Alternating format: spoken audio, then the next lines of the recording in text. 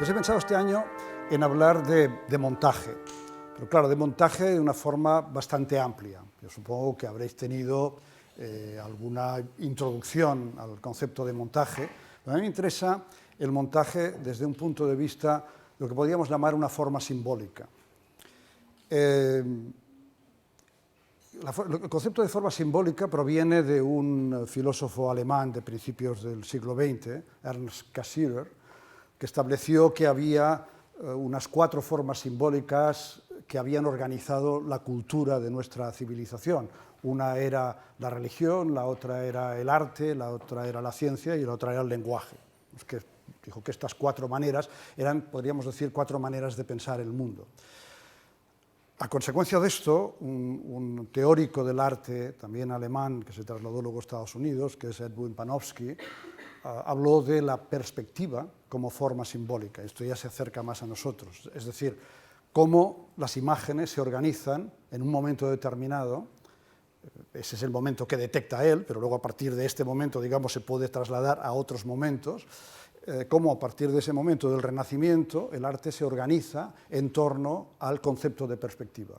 Y ese concepto de perspectiva no es solamente una manera de construir las imágenes, es una manera también, digamos, de estar en el mundo, de cómo el espectador se sitúa delante de las imágenes, cómo se entiende el mundo, porque al fin y al cabo esa mirada al mundo que establece la perspectiva no es más que aquello que va a desarrollar el concepto de sujeto en el futuro y también la ciencia. Por tanto, podríamos decir, a partir de esto, ya extendiendo más el concepto, podríamos decir que el montaje es otra forma simbólica. Es decir, que el montaje a partir de finales del siglo XIX, sobre todo a partir, por lo tanto, del cine, se convierte en una nueva forma de organizar las imágenes y supuestamente también una nueva forma de organizar la visión del mundo y el concepto de sujeto. Lo que ocurre es que ya no estamos en el siglo XX, estamos en el siglo XXI y por lo tanto, digamos, nos hemos pasado una estación y tenemos que ver esto desde la perspectiva del siglo XXI, cuando las imágenes se están organizando de forma un tanto distinta, ¿no? Es decir, el montaje, que significa una fragmentación de aquella unidad que había establecido la perspectiva, es decir, en la modernidad es muy típico, la modernidad en todos los niveles, filosofía, pensamiento en general, el propio arte, etcétera. Si lo contempláis, por ejemplo, desde el punto de vista de las vanguardias, lo que hace es establecer fragmentos de las cosas. El propio cine, en realidad, en su base íntima, es un conjunto de fragmentos, un conjunto de fotogramas. Esta fragmentación, a lo largo del siglo XX, a partir de los años 60, 70, 80 y sobre todo ahora, vuelve a producir una nueva unidad. Por ejemplo, las formaciones de documental en 360 grados serían estas nuevas formas de unidad de la imagen, que sobrepasan el concepto de montaje. Pero bueno, para entender eso, y para entender, por ejemplo, estas relaciones de la imagen en 360 grados, las que estáis trabajando, o la web documental, debemos pasar por el montaje. Por lo tanto, a mí me ha parecido que estaría bien hacer un panorama muy amplio, que me permitiréis que sea un panorama que entra y sale del documental, es decir, no está exclusivamente enfocado al documental, sobre este concepto de imagen, sobre el concepto de montaje y la relación con lo que entendemos por imagen y lo que entendemos por pensamiento, porque creo que ahí hay también algo trascendental, ¿no? La relación de imagen y pensamiento es algo que cada vez ha estado más presente en nuestra cultura y el documental es uno de los dispositivos, podríamos decir, que mejor organiza esta relación a través precisamente del ensayo fílmico. Es decir, que todo esto sería como un prolegómeno al concepto de ensayo fílmico, y no sé si vamos a poder llegar a este concepto. Vamos a ver, para empezar por esto, y ahí tenemos ya un pequeño problema con la cuestión de la luz, porque me hubiera gustado que esta imagen se viera bien, pero bueno, también podemos hacerlo así, de momento. Ahora tú enfocas la pantalla, me dejas a mí y ahora lo veis. Me gustaría entrar desde el punto de vista de la imagen. O sea, vamos a ir luego al montaje, pero vamos a ver ahora la potencia de las imágenes, porque muchas veces lo que ha ocurrido con el montaje o lo que ha ocurrido con las nuevas tecnologías que nos permiten organizar imágenes que no tienen prácticamente fragmentación, como es la cuestión del vídeo y del digital, que podemos hacer tomas larguísimas, nos ha hecho olvidar de alguna manera el potencial que la imagen tiene en sí mismo. Por lo tanto, antes de entrar a cómo organizamos estos fragmentos, veamos cómo la imagen nos puede estar dando toda una serie de informaciones, toda una serie de profundidades que, de alguna manera, quizá pasemos por alto. Esta es una imagen que a mí me parece muy interesante, muy llamativa, del Campeonato Mundial de Fútbol que se celebró en París.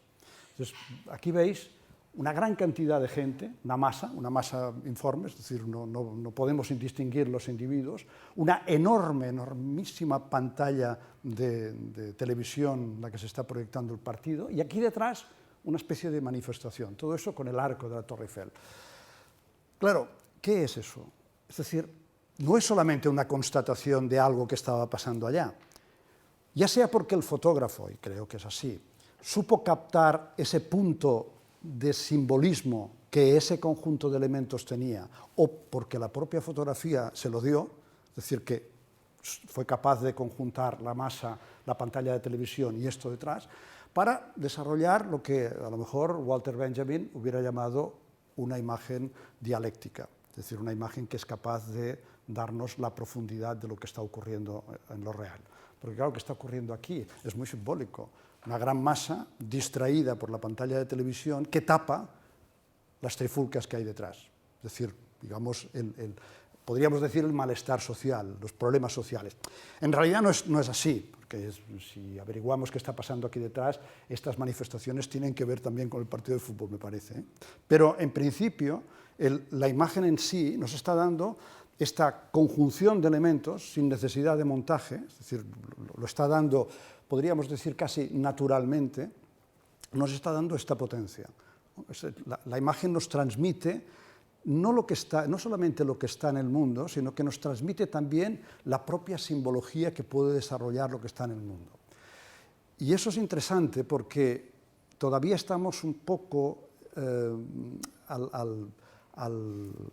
bajo el paraguas, podríamos decir, de las ideas de Bazin, de las ideas de Krakauer, que en un momento determinado establecieron que el cine era capaz de contemplar el mundo en su propia naturaleza, ¿no?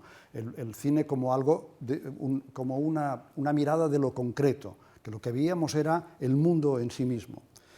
Y eso es parcialmente cierto, ha sido cierto durante el tiempo en que el documentalismo se ha movido en el ámbito más o menos clásico, incluso en las derivadas de los años 60, donde nació realmente el documental que todo el mundo piensa en él, es decir, el imaginario del documental en realidad, tal como lo entendemos todavía ahora, nació en los años 60, con las nuevas cámaras de 16 milímetros, etc., aunque luego evidentemente ha cambiado mucho.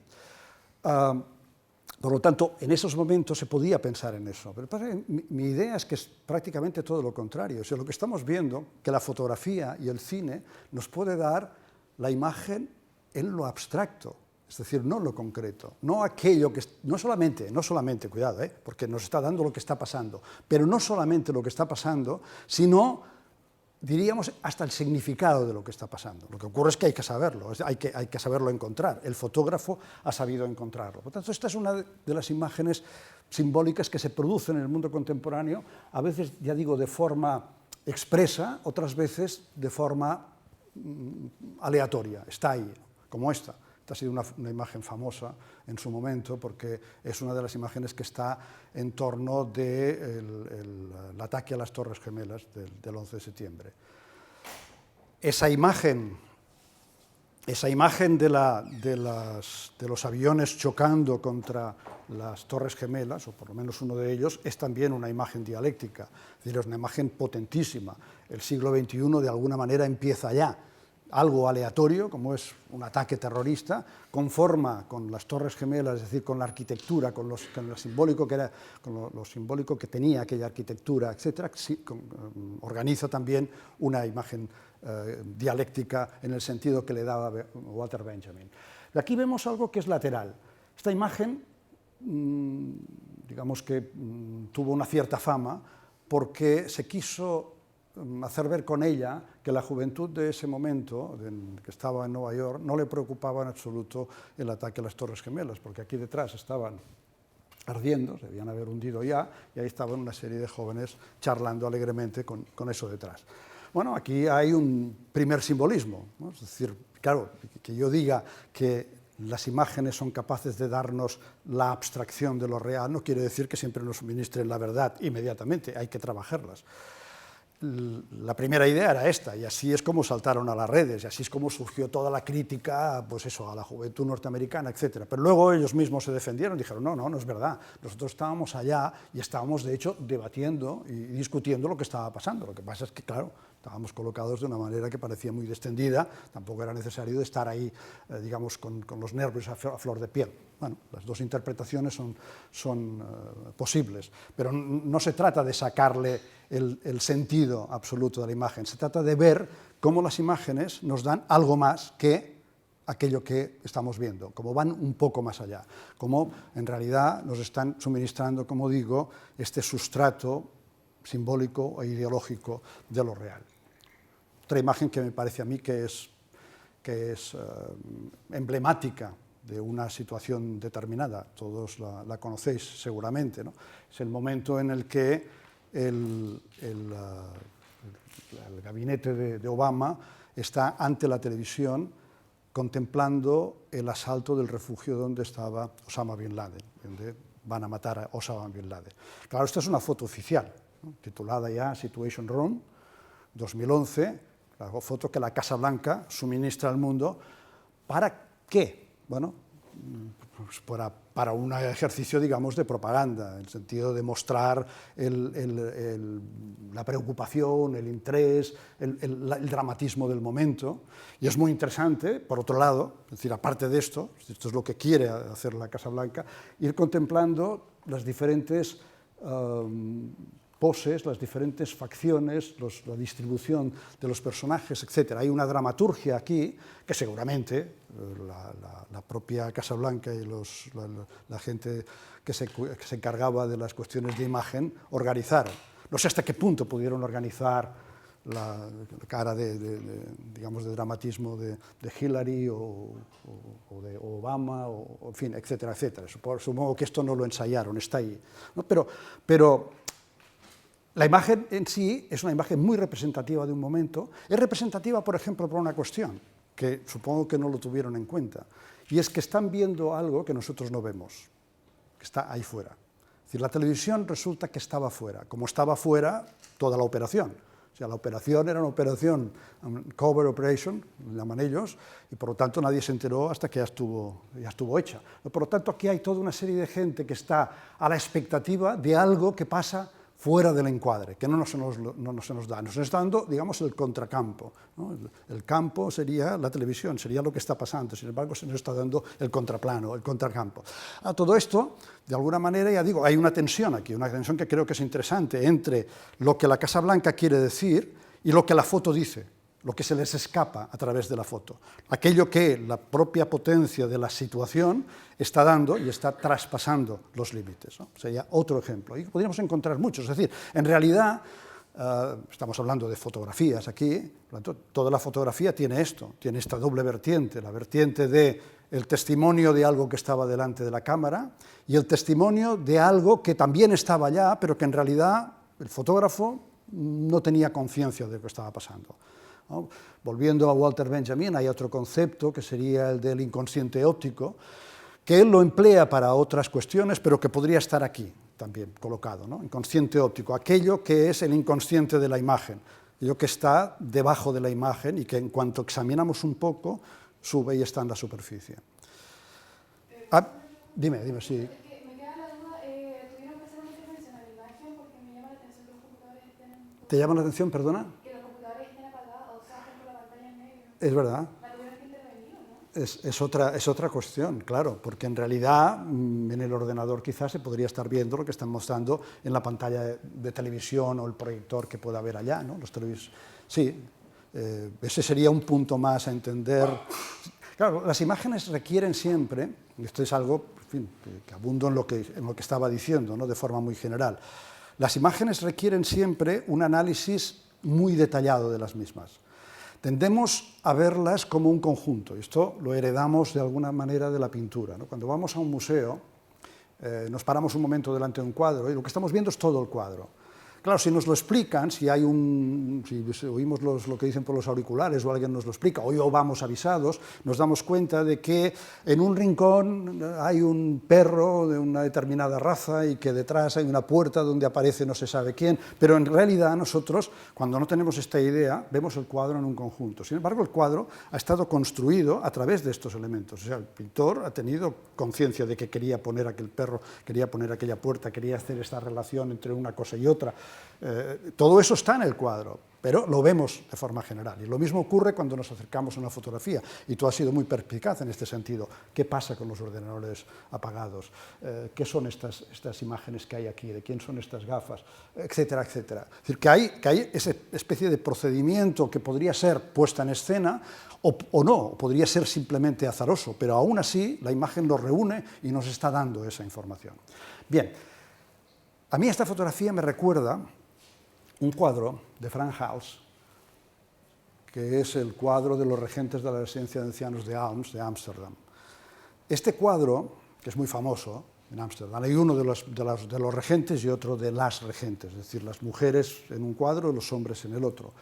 He puesto el de los hombres porque es el que examina de forma más cercana este señor John Berger, no sé si lo conocéis. John Berger es uno de los teóricos de la imagen, murió hace poco, creo que fue el año pasado, y que escribió este libro, Ways of Seeing, Maneras de Ver, que fue un libro que marcó una época, de alguna manera, en los estudios de la imagen. Es un libro cortito, pero que, como cuestión, digamos, más destacada en aquellos momentos, en los años 70, cuando salió, era el recuperar las ideas de Walter Benjamin. O sea, Walter Benjamin es uno de estos autores que en su momento son muy profundos, pero que en su momento no tienen el alcance cultural que deberían tener por su profundidad. ¿Por qué? Porque la gente de la época no está, digamos, preparada, ni siquiera en la academia, para aceptar aquello que un pensador, les está dando, ¿no? Pensemos que Walter Benjamin no consiguió pasar el examen de cátedra para entrar en la universidad, es decir, no le aceptaron la tesis que presentó. Entonces, claro, es una tesis sobre el barroco, las imágenes del barroco, el simbolismo del barroco, que es trascendental. Sin embargo, el tribunal consideró que no correspondía a los esquemas de lo que creían que era una tesis. A lo mejor tampoco en algunos tribunales actuales hubiera pasado, hay que decirlo. A ver, si viniera con el nombre de Walter Benjamin seguramente sí, pero si viniera otro con ese estilo, que el mismo Walter Benjamin digamos que se curó un poco en salud, y ya en el prólogo de lo que era la tesis, pero también es en el libro, ya les dice, tengan en cuenta que yo no estoy presentándoles una exposición al uso, esto no es un tratado, dice, es un ensayo. Claro, hacía una diferencia entre tratado y ensayo que todavía ahora está vigente, porque aún ahora los ensayos, según cómo, no se aceptan en la academia, y en cambio los tratados sí. ¿Tratado qué quiere decir? La sistematización de un conocimiento que ya se sabe, es decir, que el conocimiento en estos momentos sobre esta materia es este. El ensayo es algo que se busca, ¿no? Que se sabe muy bien si se llega a un sitio determinado, pero se está buscando, etcétera, etcétera. Bueno, por lo tanto, Berger lo que hizo fue recuperar las ideas de Walter Benjamin y, de alguna manera, popularizarlas. Y por eso el libro tenía, en principio, esta pujanza. Y uno de los análisis que hacía era precisamente de este cuadro de la residencia de ancianos, en la que los regentes aparecían de una forma un tanto, digamos, no caricaturesca, porque no están caricaturizados, pero sí con una serie de expresiones que podían considerarse críticas. Es decir, la teoría de Berger era que Frans Hals, que estaba muy enfrentado con todos estos personajes porque no le pagaban los cuadros, etcétera, etcétera, decidió retratarlos, y un poco como Goya había hecho con la familia de Carlos IV, que los retrató, digamos, con una apariencia que no era la más distinguida. Incluso aquí no se ve muy bien, pero en algunas de las caras, como esta de aquí, parece que el personaje esté como borracho, ¿no? Es decir, que el pintor aquí ha hecho este ejercicio que está entre el realismo, para que nadie, digamos, proteste, pero también esa otra parte más crítica. Claro, hay una relación, ¿no? Porque aquí los regentes habían encargado igualmente a Frans Hals el cuadro, y aquí el staff de la Casa Blanca le había encargado a un fotógrafo y a una serie de técnicos que hicieran esta fotografía también para presentarse al mundo. Y en los dos casos tenemos una posible, digamos, diversión de esto, algo que el propio pintor ha colocado. Yo no diré que aquí el fotógrafo lo haya hecho, porque supongo que se ha tenido lo que querían que surgiera, pero que de alguna forma la propia tensión de lo que nos está indicando, la manera en que está organizado, nos lo está dando. Pero claro, aquí, y ahora es donde damos el salto, se produce algo en el momento en que yo coloco estos dos cuadros juntos, estos dos cuadros, esta fotografía y este cuadro, ¿no? Cada uno visto por separado, podemos hacer los análisis que queramos y podemos profundizar en ellos, pero en el momento que los coloco juntos, se produce una sinergia entre los dos, ¿no? Aunque sea mínima, ¿no? Podría haber colocado otra cosa, pero igualmente se hubiera producido. Este es digamos, un fenómeno que todos habréis experimentado a la hora de colocar dos planos juntos. Bueno, pues se produce supuestamente, y a veces más y a veces menos, esta sinergia entre estos dos mundos, ¿no? Parece que estos estén mirando a estos de aquí, que esto sea precisamente lo que está fuera del cuadro, etcétera, etcétera. No se trata ahora, digamos, de hacer un ejercicio verdaderamente de montaje aquí, se trata simplemente de señalar este fenómeno en el que se está basando el montaje. El montaje en el sentido, digamos, más dialéctico, más profundo del término, ¿no? Porque ya veremos ahora que hay diferentes formas de montaje. Es decir, que la colocación de dos imágenes una junto a otra organiza un tercer significado, esto decía Eisenstein. No tenemos por qué ser tan estrictos como Eisenstein, que en cierta manera, digamos, estaba imbuido de las ideas que tenían que ver con la lingüística y quería comparar. No de la forma abusiva que se hizo luego con la semiótica, pero de alguna forma, digamos, partía de la idea de como si los planos fueran palabras y colocando unas palabras al lado de las otras podías formar frases. De alguna forma sería esto, ¿no? No solamente de esta manera, sino de una forma más general, simplemente una energía que tienen las imágenes y que colocadas unas del lado de las otras nos obligan a nosotros a buscarles un significado, a ir más allá. Claro, si estamos trabajando con esto, vale la pena que lo tengamos en cuenta, ¿no? Porque entonces quiere decir que hay un compromiso a la hora de colocar estas imágenes. Debemos saber qué es lo que queremos que surja de ellas. Aleatoriamente puede surgir algo, pero si somos conscientes de que hay ese algo en medio, seguramente seremos mucho más productivos a la hora de realizar estos montajes. Me gustaría mostraros ahora, estamos en este punto, ¿no? En este punto de la conjunción de dos imágenes, un segmento de esta película de Godard, no sé si la conocéis. ¿Alguien la conoce? ¿Sí? Bueno, pero no la mayoría, o sea que podemos pasar el segmento. A mí me parece que es un segmento bellísimo, como tantos otros de Godard, que es capaz de darnos una lección de filosofía o una lección de arte, de la forma, digamos, más, yo no sé exactamente si puedo decirse lo más asequible posible, porque hay quien considera que Godard es excesivamente abstracto, pero sí de una forma, digamos, que emociona como puede emocionar el conocimiento, o yo diría como tiene que emocionar el conocimiento para que sea realmente efectivo. Notre Musique es una película de Godard que él realizó en el momento que había el cerco en Sarajevo, y donde muchos intelectuales, escritores, escritoras, cineastas fueron a Sarajevo. Entonces, digamos que Godard hizo su película sobre Sarajevo, y aquí, en este punto, él va a dar una clase magistral a algunos alumnos.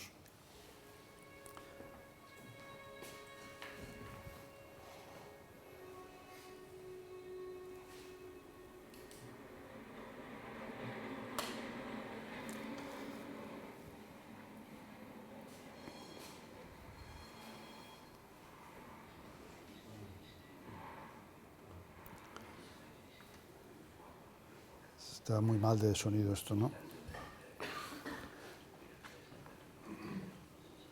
Aquí sotto.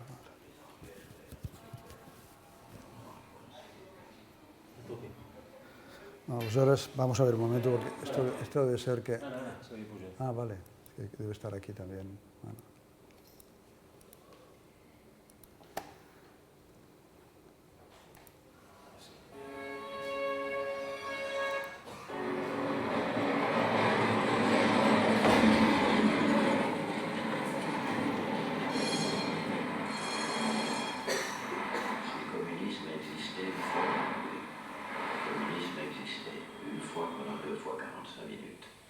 Au stade de Wembley, quand le Honved de Budapest a battu l'Angleterre par 6-3. Les Anglais jouaient individuels, les Hongrois jouaient en série.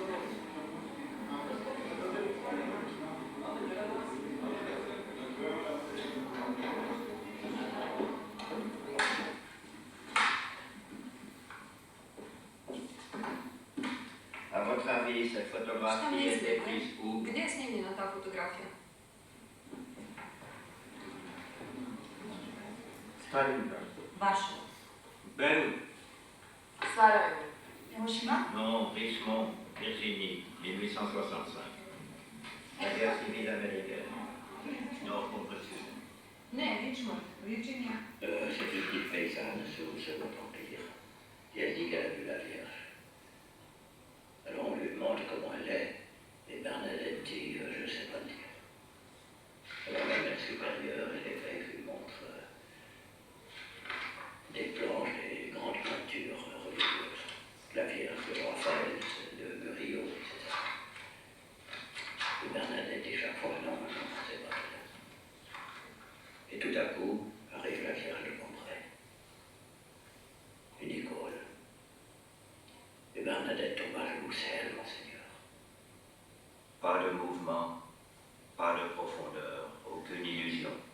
Le sacré. Zatim dolazi nared djevice iz Kambreja, jedna ikona. Bernadette pada na koljena. To je ona, Monseigneur. Oui, l'image est voleur, mais près d'elle, le néant séjourne. Et toute la puissance de l'image ne peut s'exprimer qu'en lui faisant de elle. On dit que notre langage découpe arbitrairement des objets dans la réalité. Et on le dit comme si nous en étions coupables.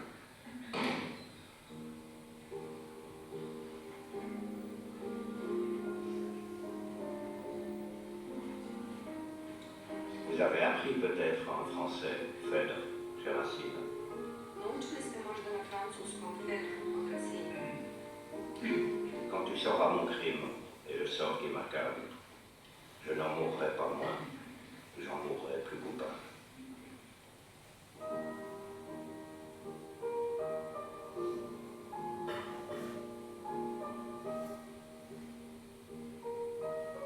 Cherchez à voir quelque chose.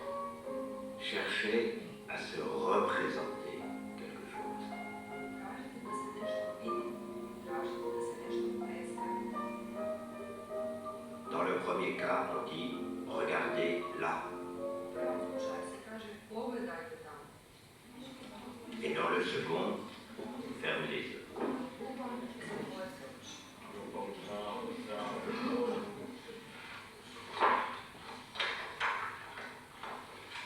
Le chant et le contre-chant sont des figures très connues du cinéma. Plan i kontraplan su jako poznate tehnike u kinematografiji. Mais si vous regardez attentivement ces deux photographies du film de Hawks, Ali ako pažljivo pogledate te dvije fotografije iz Hawksovog filma, vous verrez qu'en fait, il s'agit de deux fois la même. vidjet ćete da se u stvari radi o dva puta istoj. Et c'est parce que le réalisateur est incapable de voir la différence entre une femme et un homme. To je zato što je režiser nesposoban da vidi razliku između čovjeka i žene. Le pire, c'est quand il s'agit de deux choses semblables. Par exemple, de deux photographies d'actualité qui représentent un même moment de l'histoire.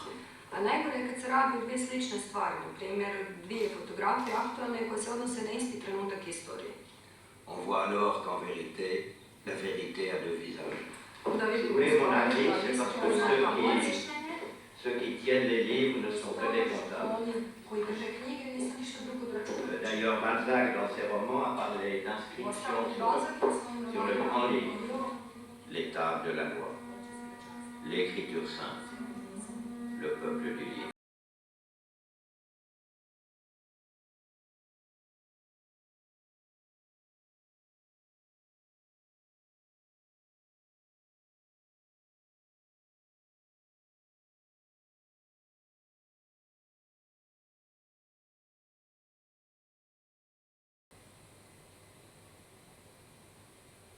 Par exemple, en 1948, les Israélites marchent dans l'eau, vers la terre promise.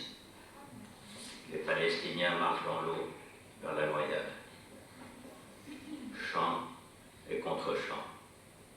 Chant et contre-chant. Le peuple juif rejoint la fiction. Le peuple palestinien documentaire. Na primjer, u 1948. Izraeliti gaze kroz vodu i idu prema obećanoj zemlji, a i Palestinci gaze kroz vodu, ali oni će se utopiti. Plan i kontraplan.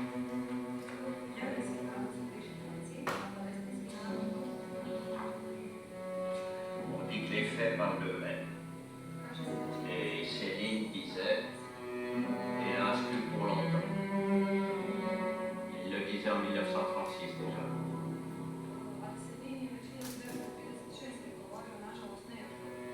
Parce que déjà le champ du texte avait recouvert le champ de la vision.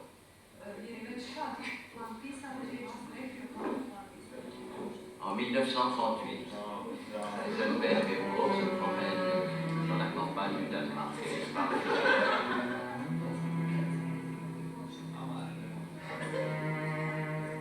et ils arrivent devant le château des honneurs.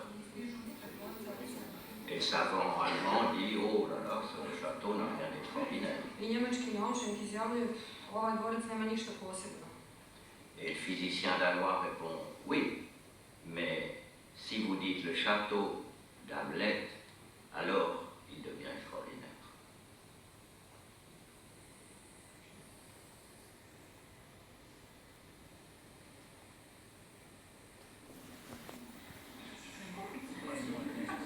Elseneur, le réel, Hamlet, l'imaginaire. Chant et contre-chant. Imaginaire, certitude. Réel, incertitude. Le principe du cinéma. Aller à la lumière et la diriger sur notre nuit. Notre musique. Bueno, me parece extraordinario. En realidad yo hubiera podido no decir nada y haber entrado directamente con Godard, porque Godard lo expresa de forma más directa y mejor que yo. Pero creo que está bien que nos pongamos de acuerdo, porque al fin y al cabo no deja de ser, digamos, una sinergia, el que diga Godard lo que estoy diciendo yo, una sinergia y una corroboración, ¿no? Claro, pero fijaos, está diciendo muchas cosas. Bueno, en principio a mí me parece extraordinario esta capacidad de condensar, digamos, toda una serie de pensamientos complejos en este pequeño espacio y además de representarlos a través de imágenes, de manera que, en realidad, los conceptos que él está vertiendo están en las imágenes ya. Así podría no decir nada, es complicado, evidentemente, tiene que decir algo, pero podría no decir nada y de alguna manera nosotros veríamos esa tensión que yo decía antes entre unas imágenes y otras y nos obligaría a pensar qué ocurre con esto. De hecho, Berger hace un experimento de este tipo que entonces era absolutamente novedoso en su libro, porque vas leyendo el libro, los que lo hayan leído se habrán dado cuenta, tiene una serie de páginas escritas con algunas ilustraciones como era habitual, pero llega un momento en que empieza a colocar simplemente imágenes. Y las hojas están llenas de imágenes, que un poco está diciendo esto, aquí tenéis estas imágenes y aquí hay un discurso. A vosotros, lectores, lectoras, adivinad este discurso, ¿no? Digo que esto era muy poco habitual en ese momento, dar esa potencia de significación a las propias imágenes. Esto, de alguna manera, Godard lo tiene presente aquí. Pero fijaros, en principio, les enseña una imagen de una ciudad destruida y les pregunta qué es. Y todos van diciendo ciudades que digamos, recuerdan, ¿no? Beirut, Hiroshima, o sea, y él les dice, no, esto ya estaba en la Guerra Civil Norteamericana, es decir, ya en la Guerra Civil Norteamericana del siglo XIX se destruían las ciudades. Claro, eso quiere decir dos cosas. Primero, las imágenes no nos dan la verdad por sí mismas, ¿no? Es decir, esta creencia de que si colocamos la cámara en un sitio veremos la verdad, en principio no. Nos pueden dar, como he dicho yo antes, toda una serie de informaciones que hay que sacar. O pueden convertirse en algo más que la verdad, se pueden convertir en algo que es simbólico, emblemático. Esa fotografía, al fin y al cabo, venía a ser la fotografía que representaba todos los desastres de la guerra. El ataque a las poblaciones civiles, a las ciudades, desde el momento en que empezaron a bombardearlas, que nosotros pensábamos siempre que había sido los bombardeos de la aviación alemana e italiana aquí, en Barcelona, Guernica, en España, y sin embargo, resulta que ya durante la Guerra de Secesión norteamericana no eran bombardeos porque no había aviones, pero sí eran ataques con morteros y cañones, ¿no? Entonces esa imagen, que de alguna manera viene, digamos, a reunirse con la última, con la del Castillo del Sinor, es una imagen que sube más allá del testimonio, digamos, de ese edificio derruido en concreto, va más allá, ¿no? Es decir, la indeterminación de la imagen de pronto se acaba concretando en una imagen simbólica. Luego está esa cuestión de la Virgen, ¿no? Esa especie de milagro de que la niña reconoce, eso seguramente es una leyenda, pero le da también una potencia a la imagen, reconoce una supuesta realidad de algo que vio en una aparición y la reconoce en una pintura, ¿no? Y en una pintura quizá más deteriorada. Quizá esto se explica porque evidentemente si había tenido una especie de alucinación no era normal que la Virgen se le apareciera con los límites tan definidos como una pintura de Murillo.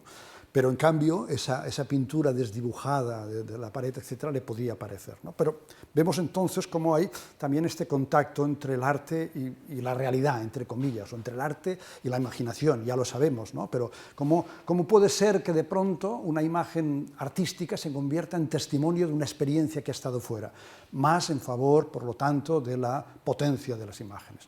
Entonces llega a la cuestión del montaje, que me parece fundamental. O sea, de pronto nos descompone algo tan fundamental y que tenemos tan asumido como el plano contra plano, ¿no? Que ha sido uno de los dispositivos retóricos más importantes del cine clásico, ¿no? El hecho de organizar una conversación a través de ir mostrando a los interlocutores, tanto los que hablan como los que escuchan, e ir haciendo este plano contra plano, que siempre se ha supuesto que uno suturaba al otro. Es decir, que entre los dos formaban un conjunto, y es verdad, ¿no? Ese conjunto, que luego se ha hecho ya de otras maneras, quizá ahora se utiliza mucho menos el plano contra plano, porque las tomas son mucho más largas y la cámara se puede mover, pero en un momento determinado el cine clásico funcionaba con esto, con lo cual parecía que los dos elementos eran complementarios, los dos planos eran complementarios. De pronto él nos dice no, dice, estos dos planos resulta que sí, son exactamente iguales, pero son iguales porque son repetitivos. Da la impresión, dice, que el director, Howard Hawks, no sabía cómo mira un hombre o cómo mira una mujer. Claro, si pensamos en esto, tienes razón, porque no es lo mismo la mirada del hombre que la mirada de la mujer. Entonces, ¿cómo puede ser que cuando nos muestra a Cary Grant veamos la misma composición de la imagen que cuando nos muestra, no recuerdo quién es la actriz de Luna Nueva, que es la película de Hawks en este momento? No sé si era Irene Dunne, no debía ser, pero bueno, es igual, no nos muestra a ella, ¿no? Entonces, claro, nos está desmontando un concepto que parecía ya completamente establecido, nos está diciendo, si hubiera tenido que ser realista, que es lo que quería ser, hubiera tenido que darnos dos miradas distintas, porque cada uno de los personajes miraba a su manera. Miraba a su manera porque son dos sexos diferentes, dos formas de entender la realidad diferente, ya lo sabemos, pero hubiera podido ocurrir también con dos mujeres o con dos hombres. Hay unas formas de mirar. El plano contra plano, por lo tanto, y con esto podríamos decir todo el lenguaje clásico, no se preocupaba tanto de darnos una verdad, o algo que estaba ocurriendo y cómo estaba ocurriendo, sino que simplemente lo que estaba intentando es crear una verosimilitud. Y lo mismo hace luego con la cuestión de los judíos y los palestinos. Es decir, pasa de una cuestión de mirada, de algo subjetivo, a una cuestión histórica, moral, ¿no? Plano contra plano histórico. Estos son los judíos entrando en las playas y yendo, dice él, hacia la imaginación, porque era la utopía, ¿no?, de la construcción del Estado de Israel, y aquí están los palestinos también en la playa, pero yendo a ahogarse porque están perdiendo las tierras. Claro, lo que está pidiendo aquí, lo que está diciendo Godard aquí, aparte ya, digamos, la consideración más política sobre el enfrentamiento entre judíos y palestinos, lo que está diciendo es un plano o una mirada de la historia necesita la otra. Es decir, no podemos contentarnos con dar simplemente esta visión, porque esta visión siempre requerirá otra, y a lo mejor dos más, ¿no? Y en este sentido, claro, está desmontando también la propia linealidad de la exposición del documental clásico, que tiende a asumir una determinada línea y una línea también conceptual y a darnos solamente esto. Nos está diciendo, tiene que abrirse. Bueno, nosotros lo hemos abierto, ¿no? Es decir, el documental contemporáneo no solamente se ha convertido en un documental más complejo, más barroco, sino que ha desarrollado una línea que sería el web documental, donde estas miradas pueden estar ahí. Es decir, una de las formas de aprovechamiento del web documental sería precisamente no solo una manera de exponer las cosas distintas, sino también una manera de ir completando estas perspectivas que de la otra forma casi son, no es que sea imposible colocarlas, porque puedes irlas colocando, pero de alguna manera el dispositivo, en la linealidad, digamos, en la superficialidad que desarrolla, te impide este tipo de pensamiento, mientras que el otro te lo está facilitando. Y luego, pues, finalmente llega a lo del castillo de Elsinor, que también nos da otra lección en este sentido, el sentido simbólico, ¿no? Una cosa es este castillo, si lo piensas como este castillo que está aquí, real, etc., y otra cosa si te dicen, este era el castillo de Hamlet, que al fin y al cabo el castillo de Hamlet no existió, es una obra de Shakespeare, pero cambia absolutamente el concepto de ese castillo, ¿no? Y él dice, la realidad es la incertidumbre en este sentido, no sabes muy bien qué es aquello, cambió la imaginación, que es el castillo de Hamlet, es la certeza. Es decir, la certeza está en la imaginación, algo que también en este sentido, digamos, podría ser revolucionario. Bueno, vamos a ver una serie de clasificaciones que he hecho yo, a mi manera, para mostrar las diferentes formas de montaje. El llamado montaje interno. No es demasiado ortodoxo esto, ¿eh? Es decir, si habría que hacer un trabajo ahora de ir equiparando las diferentes clasificaciones que se ha hecho de montaje con las que he establecido yo. Por lo tanto, no anulan todas las demás, ni mucho menos. Pero él llama montaje interno a este montaje que se enmascara a sí mismo. Es decir, que está ahí, que la fragmentación está ahí, pero que tiene todos los recursos, el cine clásico con los instrumentos del raccord, etc., tiene todos los instrumentos para ocultarse a sí mismo, para que al final el espectador no se dé cuenta de que está el montaje, con lo cual es una contradicción desde el punto de vista del montaje como forma simbólica, porque si realmente es una nueva forma de organizar las cosas, no parece demasiado, digamos, coherente que esa nueva forma no produzca nada nuevo, sino que simplemente intente imitar lo antiguo, es decir, la unidad del realismo clásico pictórico, que es lo que hace el cine clásico. No el cine de vanguardia. El cine de vanguardia precisamente va en el sentido contrario, ¿no? Pero el cine clásico intenta hacer esto. Yo he buscado como forma emblemática esta configuración, que estas son muy famosas, las conocéis perfectamente, ¿no? Es decir, una fotografía formada de pequeñas fotografías. Si ampliáramos, veríamos que cada uno de estos píxeles, podríamos decir, no lo son fotografías. En este caso, de fotografías de soldados muertos en la guerra de Irak. Claro, al mirarla de lejos, la imagen general oculta de alguna manera las imágenes particulares, pero las imágenes particulares están allá. Es un poco la dialéctica que ocurre con este montaje interno, un montaje que no produce efectos, pero los efectos que producen son efectos de realismo, como de vuelta a lo anterior. He limitado a buscar un ejemplo también muy conocido de un fotógrafo del siglo XIX que fue uno de los que iniciaron este tipo de montajes en fotografía, ¿no? Digo, el cine ya lo sabemos, pero en fotografía a veces no es tan conocido. En este caso son dos fotografías que imitan una pintura clásica del manierismo, en las poses, etc., y la imitan a base de un collage. Es decir, aquí las figuras han sido colocadas, no existía el Photoshop, no existía casi nada, pero había un trabajo de artesanía de ir colocando poses, conjuntos que habían sido fotografiados en momentos y en lugares distintos y para configurar esta imagen general. Y esta de aquí, que no se ve muy bien, exactamente lo mismo. El fotógrafo, en cambio, aquí hizo algo que ya es un poco más avanzado, es colocarse a sí mismo dentro de la fotografía dos veces, ¿no? Vestido de forma distinta. Digamos que esto ya provocaba una cierta alteración del concepto de verosimilitud, de unidad que nos daban las otras fotografías. Ya digo, el cine clásico, el concepto de montaje clásico iba en esta misma dirección, es decir, de provocar la idea de que la escena que se estaba viendo ahí delante era una escena unitaria, sin embargo estaba organizada con diferentes planos, y también el hecho de, en fin, de provocar una continuidad y no provocar una interrupción en el espectador sobre aquello que estaba viendo. En este sentido podríamos decir que el montaje clásico es un montaje muy aristotélico. O sea, recupera las ideas de Aristóteles de cómo debe ser la dramaturgia. En el caso de Aristóteles hablaba de la tragedia griega y del teatro, aquí hablamos del cine. Pero en el momento en que Bertolt Brecht desarrolla sus teorías, está contraviniendo esta cuestión, esta idea básica de Aristóteles y proponiendo precisamente todo lo contrario, es decir, que sea evidente que aquello que estamos viendo está construido. El cómic es otro ejemplo de estas disposiciones. Este es un cómic de un autor, en fin, es reciente más o menos, es un cómic que ha tenido su pequeña fama estos últimos años, porque es muy rompedor, es a la vez muy clásico y muy rompedor.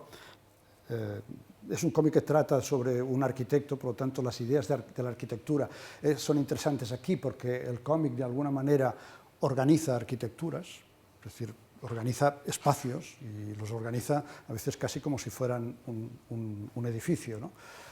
Y está bien que tengamos esto en mente, volviendo otra vez a la cuestión de los webdocs, es decir, en el momento en que estamos trabajando con un webdoc, estamos trabajando con las interfaces, estamos trabajando con pantallas, la organización de las imágenes o de los textos o de las cuestiones de multimedia que pueda haber en una pantalla tienen una determinada forma de estructuración que puede estar relacionada con el cómic, es decir, que podemos aprender de alguna forma de la novela gráfica o del cómic para hacer estas organizaciones. Pero, fijaros, en este caso, las viñetas no se contraponen unas a las otras. En el cómic más clásico, es decir, el cómic de los años 30 y 40, que imitaba mucho al cine, es decir, el cómic de esa época intentó ser lo más parecido al cine posible, las viñetas son unidades, es decir, en cada viñeta es casi como una especie de casi una escena, ¿no? Es decir, el pequeño diálogo que hay se desarrolla en un lugar, la siguiente viñeta se desarrolla normalmente en otro lugar, con lo cual hay una continuidad temporal, narrativa, que va de una viñeta a la otra. En estos otros cómics lo que se hace es prácticamente repetir el mismo espacio, los mismos personajes, y hay un pequeño movimiento entre unos y otros, de manera que no hay un salto temporal, y lo que hay es un salto temporal mínimo, lo que hay es un salto, o un avance, podríamos decir más bien, un avance de la acción, ¿no? de la variación de las gestualidades, etc. Pero en cualquier caso, el lector del cómic no contrapone, en principio, bueno, enseguida digo otra cuestión, pero en principio no contrapone una viñeta a la otra, como hemos visto que hacía Godard, o como hemos visto que puede hacer un montaje verdaderamente potente, un montaje externo, sino que simplemente va siguiendo esta línea de la narrativa. Claro, yo digo que en principio esto no ocurre, pero una de las características del cómic, creo que es lo que lo convierte en un arte, en cierta manera, colocado en la vanguardia, desde el momento en que nació, pero quizá ahora lo comprendemos mejor, es el hecho de que hay una mirada en dos niveles aquí. Hay uno que es la mirada del lector del cómic y el lector de libros tradicional, es decir, que mira las frases, es decir, las palabras, y va siguiendo las palabras y no se fija en nada de cómo están dispuestas estas frases sobre la página. Y la otra es la mirada general. Claro, si alguien tiene una página de cómic delante, no puede abstraerse al hecho de que hay toda una configuración general y que, por lo tanto, está entre quedarse en la linealidad del transcurso de las diferentes viñetas, el avance de la narrativa, o esa configuración general que le da otro tipo de información. Y muchos de los dibujantes actuales juegan con esto a este mismo nivel, porque los colores, el ritmo que establecen, etcétera, ya es algo, o juegan así, es decir, organizando una página. Hacen aparecer, por lo tanto, una nueva superficie de exhibición, podríamos decir, ¿no? Esta nueva superficie aquí no está, porque aquí lo que importan son las diferentes viñetas, lo que hay debajo, el soporte no tiene importancia. En cambio, aquí sí. Aquí hay toda una superficie sobre la que se juega con ritmos, con imágenes que están colocadas en sitios distintos. Esto más o menos son saltos temporales, ¿no? Es que hay una progresión del personaje como profesor. Al principio se dormía todo el mundo, luego se dormían unos pocos y al final no se dormía nadie. A veces a los profesores nos ocurre todo lo contrario, ¿eh? Empezamos, digamos, que no se duerme nadie y el mundo acaba dormido. Estos son saltos temporales, pero esto ya es simbólico.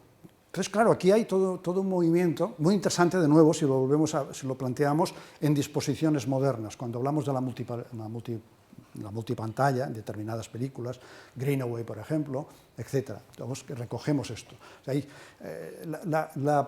la capacidad que tenemos ahora, las posibilidades que tenemos ahora de estar comparando los diferentes medios es una ventaja. Porque normalmente hasta los últimos decenios, podríamos decir, habíamos estado trabajando siempre sobre compartimentos cerrados, ¿no? Si hablábamos de cómic, hablábamos de cómic, si hablábamos de cine, si hablamos de documental, de pintura, de pintura. Sin embargo, estamos en una situación ahora de ver cómo existen estas líneas de conexión entre unas y otras y cómo podemos organizar nuestro pensamiento precisamente utilizando estas diferentes plataformas que nos da cada medio para conseguir nuevos lenguajes.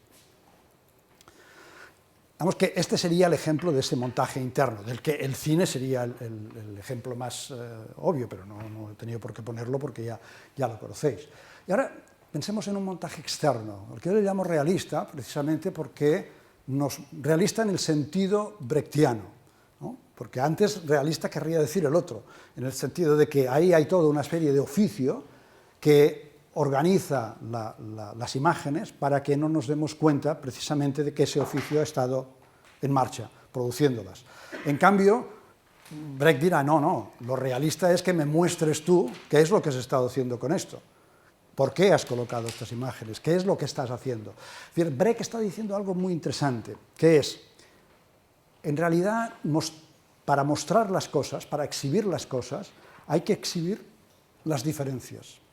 No poner las similitudes, aquello que casa una con la otra, sino ver qué diferencias hay entre una cosa y otra.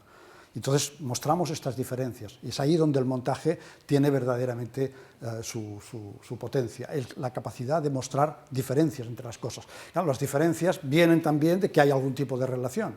Ese tipo de relación, en lugar de jugar a favor de la relación, lo que jugamos es a favor de la exposición de estas diferencias. Y, lo siento, voy a volver a apagar esto porque si no, no se ve. Y a mí me ha parecido que este fotógrafo, que algunos de vosotros ya quizá conoceréis, me ha parecido muy interesante para mostrar precisamente esta cuestión.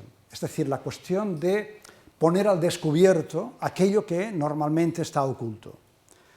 Menzel se ha dedicado a ir por el mundo y a fotografiar a familias. Entonces, un fotógrafo normalmente, ¿qué haría? Iría a casa de una familia de Tailandia o de Tokio y dentro de su casa los fotografiaría, ¿no? Es decir, bueno, fotografío a los personajes y fotografío a las personas y fotografío también a las cosas que tienen allá, que han como fondo. Pero claro, las cosas colocadas en su lugar no son significativas. Si un antropólogo va a una casa, evidentemente va a ser muy sensible con respecto a qué objetos tienen. Y además va a estudiar esos objetos individualmente y sacará unas conclusiones. Pero no todo el mundo es antropólogo. y el fotógrafo podría no serlo, y por lo tanto nos daría esta unidad de la casa y las personas que habitan esa casa. Ahora, Menzel ha hecho una operación que es la contraria, es sacar a los objetos del lugar donde están y colocarlos fuera. Es decir, la casa está allá, los personajes están aquí, y fuera han colocado los objetos que están en la casa. Vemos que unos son en número, digamos, en un bajo número, en otras son mucho más numerosos, o aquí son mínimos. Pero fijaros la potencia que tiene esta acción. Y automáticamente todos los objetos adquieren un valor individual. El propio conjunto, es decir, la propia organización de esta nueva visión de la relación de las personas con la casa, de los objetos con el espacio de la casa, ya es un avance. Pero es que además nos permiten ver la propia potencia de esos objetos, la propia potencia simbólica, ¿no? ¿Por qué, digamos, aquí no hay ningún espejo y aquí sí? ¿Por qué aquí se privilegian determinados objetos que aquí no están? Etcétera, etcétera. ¿No? Que esta es una operación, por lo tanto, de revertir la mirada habitual con respecto a la realidad. Desencajar, como decía en este sentido Brecht, desencajar las cosas y mostrarnos las diferencias, las distancias que hay entre ellas. O lo mismo hizo con las comidas, las diferentes familias y lo que comen. Todo esto que comen colocado en la tienda, colocado en la nevera, digamos, no formaría parte del realismo de la escena, ¿no? Y que seguramente no lo distinguiríamos, no seríamos capaces de adivinar nada. Y en cambio aquí es mucho lo que adivinamos respecto a qué tipo de frutos, qué tipo de verduras, los de California todo empaquetado, etcétera, etcétera. Bueno, es una operación, digamos, no es la operación que debe hacerse siempre, los ejemplos son siempre, digamos, ejemplos, por lo tanto, es un ejemplo de una determinada manera de ver las cosas que ilustra, creo yo, esta idea de la muestra de las diferencias, el darle la vuelta a la mirada realista. Bueno, quizá he abierto las luces excesivamente pronto. Como ejemplo, os querría mostrar un trozo de un ensayo que me mandó esta alumna de México, Norma Goro. Estuvo por aquí un tiempo haciendo con una beca predoctoral y estaba preparando algo. Estaba muy interesada con los objetos perdidos. Entonces ella quería irse a las estaciones de metro o a la oficina de objetos perdidos del ayuntamiento para ver qué hacían con los objetos perdidos, qué había allá. Y me parecía una cuestión muy interesante, que poco tiene que ver con esto que acabo de decir, ¿no? con la operación del fotógrafo. Porque claro, en los objetos perdidos, el objeto perdido es el objeto que está fuera de lugar, ¿no? Que ha perdido a su dueño y por lo tanto ya no forma parte de su conjunto, es algo que está ahí y que a lo mejor contiene una historia, ¿sí?, más o menos extraordinaria, más o menos interesante, y además está agrupado en este lugar. Por lo tanto, era algo interesante de ver. Pero me ha parecido ponerlo como ejemplo de esto, pero también como ejemplo de cómo a través de esta idea se organiza un ensayo personal, porque al fin y al cabo lo que ella acabó haciendo es un ensayo personal. O sea, con esta idea de los objetos perdidos acabó mostrándose a sí misma, que es un poco el mecanismo del ensayo. O sea, el ensayista no puede nunca evitar el mostrarse a sí mismo. Y esto lo decía Montaigne, que era uno de los primeros ensayistas de la literatura, ¿no? Y a través de estos ensayos me muestro a mí mismo. Pero no era necesario que lo dijera, porque el ensayo tiene esta potencia, que siempre hay un elemento subjetivo en el ensayo, a través del cual el ensayista o la ensayista no tiene más remedio que aparecer en primer término.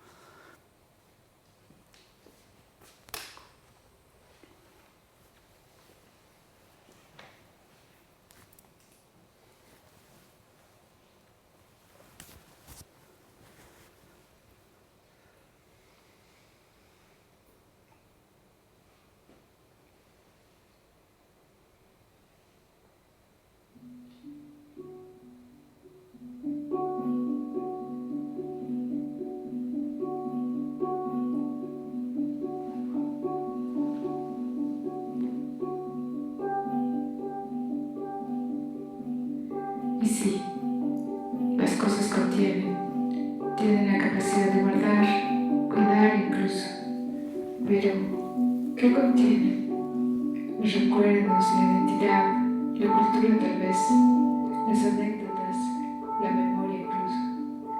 Todo eso que es inmaterial, pero que se puede proyectar en los objetos cotidianos.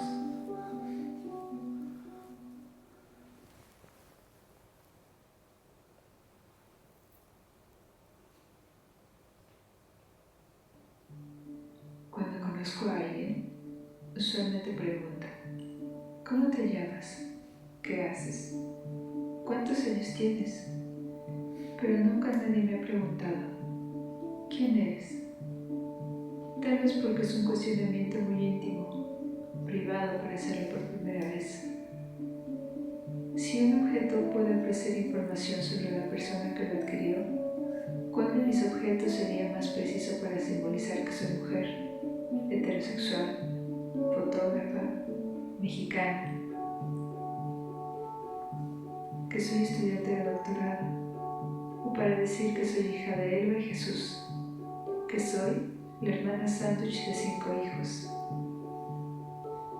que además soy 56 kilos de huesos, carne, sangre, tejidos y órganos, que soy además, entre otras muchas cosas, un ente de 171 centímetros de pies a cabeza, que mi existencia hasta ahora se define además con 22.193.280 minutos en la Tierra, que soy Géminis con ascendente Escorpión, que fui un embrión y llegaré a ser polvo, que cuando cursaba primer año de primaria no entendía muy bien el concepto de letra como estructura.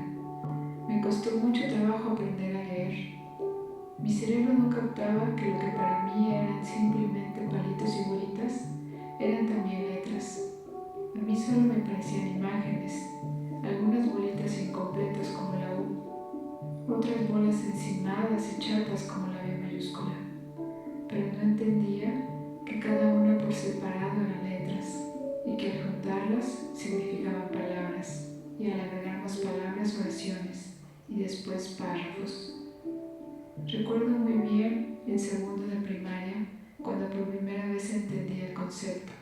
Desde entonces me encantan las palabras, esas cositas que a veces se me escapan, que se esconden y no quieren salir, pero que al final vuelven una y otra vez para dejarse tocar y jugar con ellas, tal y como lo hacen las imágenes.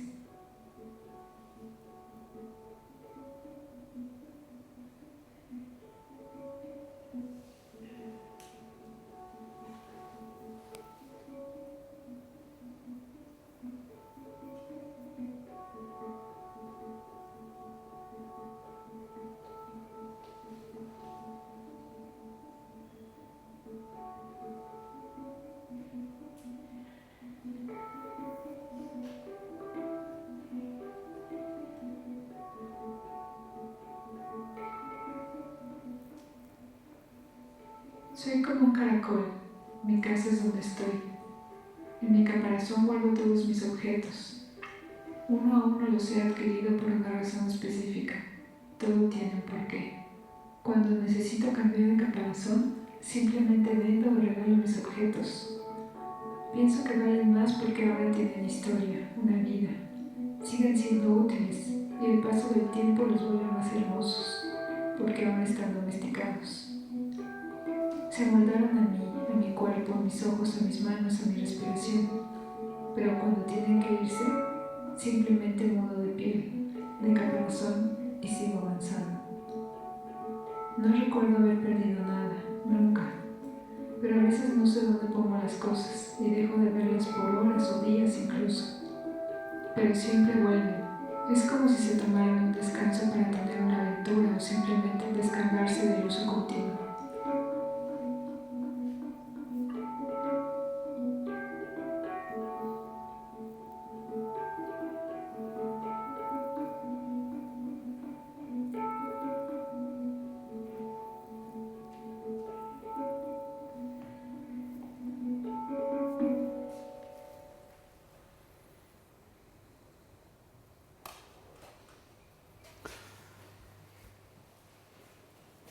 Yo creo que Bueno, eso es muy interesante porque me ha permitido ligarlo con la cuestión de los objetos, porque es muy obvio aquí, ¿no? Es explicar la vida a través de los objetos como partes de nuestro cuerpo, partes incluso de nuestro pensamiento.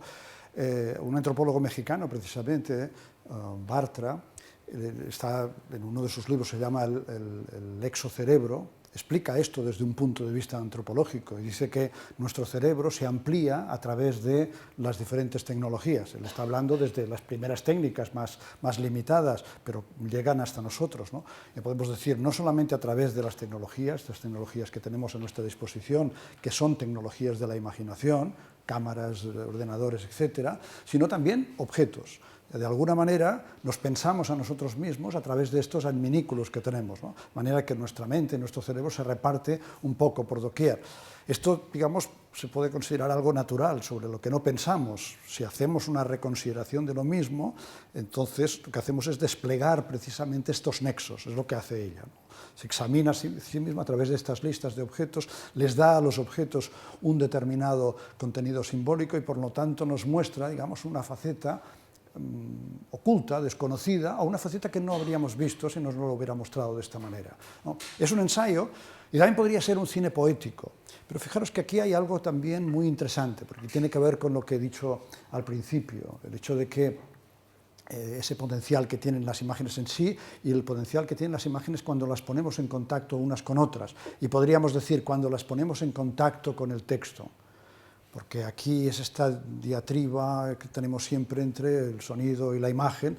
Desgraciadamente, Alejandra, disculpa, nos dedicamos siempre a hablar más de la imagen, no hablamos del sonido, pero el sonido está allá. Entonces, también hay que pensar eso, ¿no? ¿Qué ocurre cuando determinada enunciación poética tan subjetiva como en este caso su voz, se pone en contacto con las imágenes? ¿Qué ocurre con el sonido? ¿Qué ocurre con las imágenes? ¿No? Aparece algo nuevo ahí, algo que podríamos tildar de poético, pero hay algo más que no es exactamente la poesía, porque ¿qué ocurre con la poesía leída? La poesía leída, cuando la leemos, como la poesía funciona a través de metáforas, normalmente tenemos nosotros, de alguna manera, depende de lo abstracto que sea el enunciado poético, nos producen imágenes mentales, ¿no? Pues son imágenes producidas por esa poesía.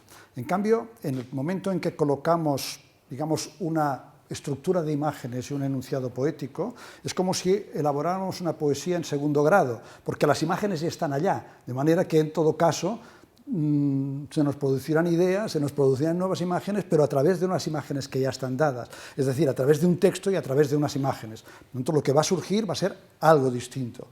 En este sentido, el film ensayo tiene algo también de poético, ya veis que poco a poco le vamos colocando cualidades al film ensayo, tiene algo de poético también, pero es un grado superior no en el sentido valorativo, es superior porque está por encima, digamos, de la poesía habitual. Hay algo más que lo poético ahí.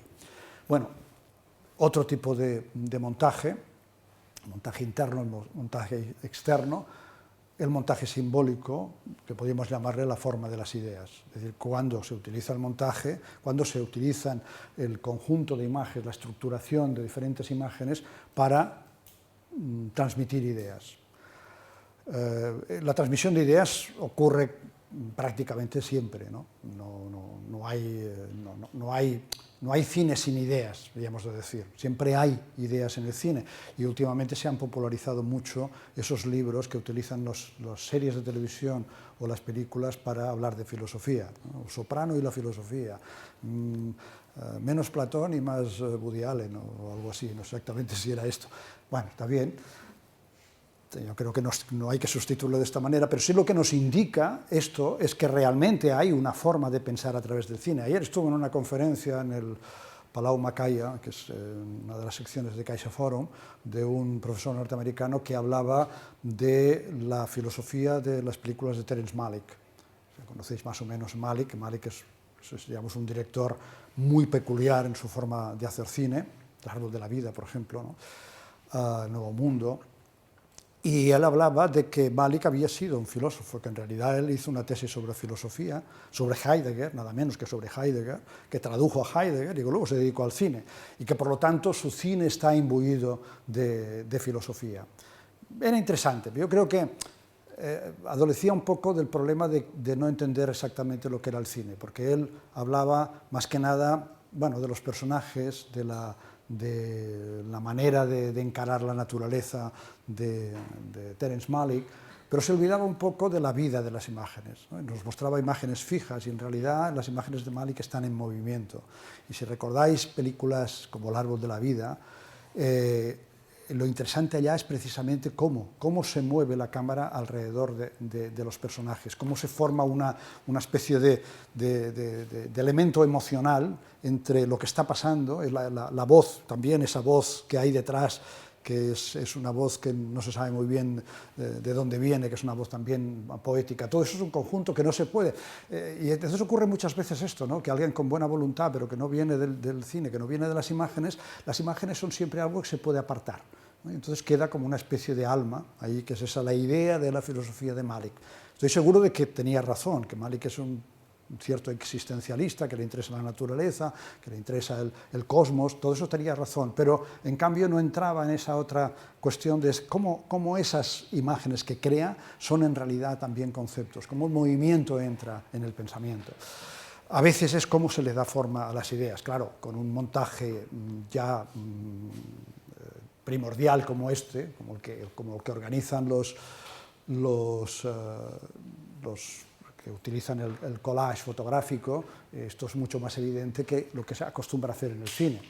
Aquí tengo dos ejemplos eminentes, uno es de Josep Renau, un valenciano que se dedicó toda su vida a hacer montajes políticos, como Harfield. Hay mucha gente en este sentido, y más clásicos y más conocidos que Renau, pero me parecía que los suyos son muy llamativos realmente, ¿no? Hay una conjunción de ideas, de imágenes sacadas de otros lugares, colocadas aquí de determinada manera para dar forma a unas ideas que hay que ir adivinando a la hora de analizar estas imágenes. A veces tampoco es necesario realmente entrar en aquello que quería decir exactamente Renau, sino es que es una especie de impresión. Eso también se decía en esa conferencia de ayer y creo que era una de las cosas más provechosas. Es decir, es que el cine de Terence Malick es un cine de la experiencia, en el sentido de que, si bien baraja ideas, en todo caso, lo primero que tienes, digamos que te llega del cine de Malick es precisamente la experiencia de ese cine. Cómo te coloca en una especie de situación de trance, que es la misma situación en la que parecen estar los personajes, que parece estar el propio director en la película, ¿no? A partir de ahí, en todo caso, puedes ir a buscar las ideas, pero primero hay que tener esta impresión. Claro, en una imagen en movimiento esto es fundamental. O sea, una de las cosas que el cine ha incorporado al arte es precisamente el movimiento, y con el movimiento ha venido el poderle colocar una emoción, digamos, más cercana al espectador que la que podía tener delante del cuadro. Ahí nos llevaría mucho tiempo, digamos, y mucho debate sobre eso, ¿no? Como la experiencia estética delante de una imagen fija es una, la experiencia estética delante de una imagen en movimiento es otra. Que lo es obvio, porque el cine, se ha dicho siempre que es digamos, el arte de los sueños, ¿no?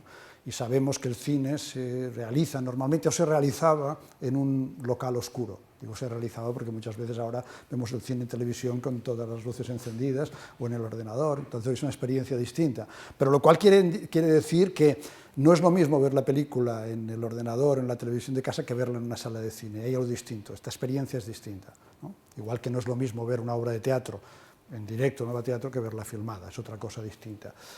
Por lo tanto, el movimiento tiene esta cuestión. En el caso de la imagen fija, bueno, la experiencia es otra, pero sigue habiendo esta cuestión, ¿no? De que hay la experiencia, y luego a partir de la experiencia vienen las ideas. Y luego he mostrado los de Greta Stern, que es prácticamente desconocida, pero me parecen extraordinarios. Greta Stern era venía de un país del este, pero vivió toda su vida en Argentina, y durante un tiempo hizo algo muy curioso. y es que hizo de ilustrador a través de fotomontajes de este tipo de una revista que se dedicaba a recopilar sueños de los lectores. Bueno, la relación entre el psicoanálisis y Argentina es muy potente, todos lo sabemos, ¿no? Pero y en esa época también se mostraba. El interés por el psicoanálisis surgía en el hecho de que había revistas que se dedicaban a hacer una especie de consultorio a través de los sueños. Y ella elaboraba esta especie de metáforas visuales que son tremendamente potentes a través del fotomontaje. Aquí está la cuestión de la experiencia del sueño, pero que no tenemos que pensar demasiado en el sueño que estaba detrás, la estricta narración del sueño, sino que lo interesante es ver cómo ella nos transmite esta potencia de lo desconocido, de lo extraño, y cómo en realidad en cualquiera de ellos podríamos sacar nosotros nuestro propio discurso sobre el papel de la mujer con respecto a su entorno. Bueno, estos serían, en este sentido, ejemplos de un montaje externo. Pero si tenemos que ir al cine, evidentemente tenemos que ir al señor Sergei Eisenstein, porque sigue aún siendo vigentes sus teorías sobre el montaje, sobre todo sobre este tipo de montaje, el montaje metafórico, el montaje claramente de ideas, en formas que muchas veces hemos olvidado. No sé si alguien evidente ha vuelto a visitar las películas de Eisenstein, será consciente de eso, pero muchas veces hemos olvidado que Eisenstein no era simplemente alguien que desarrolló el montaje, como muchos de los otros cineastas soviéticos, Pudovkin, etcétera, etcétera, sino que era alguien que inventó un nuevo lenguaje cinematográfico que pasó desapercibido durante mucho tiempo. Y es la capacidad de introducir metáforas dentro del cine, de un cine más o menos realista. Fue muy criticado Eisenstein en su momento, precisamente por esta labor metafórica, porque no se entendía que de pronto, en un discurso que era realista, pudiera aparecer una imagen que no perteneciera a ese discurso, sino que estaba en otra región, que era una región metafórica, simbólica. En un documental quizá esto es más habitual, pero no en una película. Lo que ocurre es que muchas de las películas de Eisenstein eran prácticamente documentales, es decir, Octubre es una película sobre el asalto al Palacio de Invierno, que muchas veces pasa por documental, es una reconstrucción, pero yo estoy cansado de ver, ahora ya no tanto, pero en años anteriores, cuando llegaba octubre y había la noticia de que era el aniversario del asalto al Palacio de Invierno, mostraban imágenes de las películas de Eisenstein sin decir en absoluto que era una especie de documental dramatizado.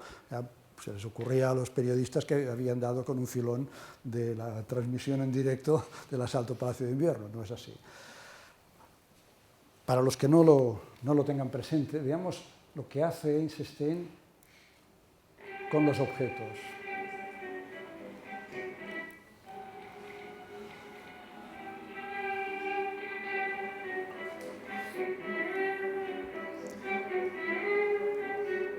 Aquí está examinando a un personaje que es Kerensky, que por cierto se parece mucho a Putin.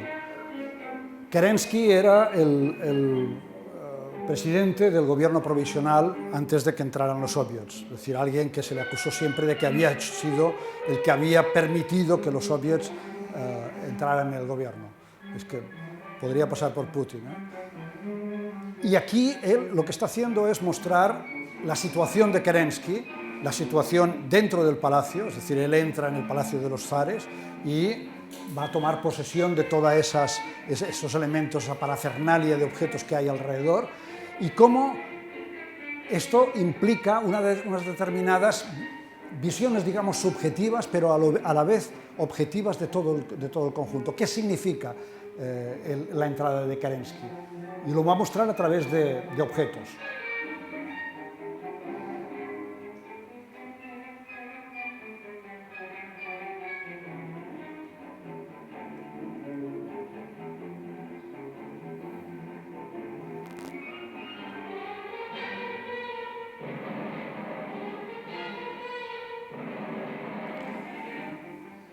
La firma de un decreto implica esa posición personal que es casi creerse Napoleón, ¿no? La posición de la mano. Esas miradas que hay de estos personajes alrededor son personajes que en realidad no están ahí, sino que son miradas simbólicas, podríamos decir. ¿Veis? Aparece la figura de Napoleón y luego los objetos de la familia real que todavía permanecen en palacio.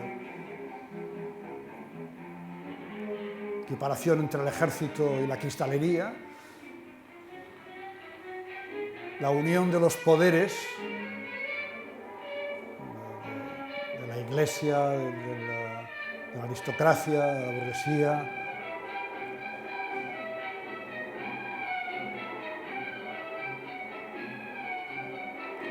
A través de una corona imperial, es decir, como si él se considerase también no solamente Napoleón, por un lado, sino también el nuevo zar, y la alarma que desata precisamente lo que evidentemente Eisenstein, como buen marxista, entendía que era una traición, ¿no? Una regresión. Fijaros como la conceptualización de la historia está expresada a través de imágenes, está dada sin prácticamente decir nada, ni siquiera hay los subtítulos de los títulos en ruso, pero lo entendemos perfectamente. Y aquí hay otra forma de actuar en la huelga.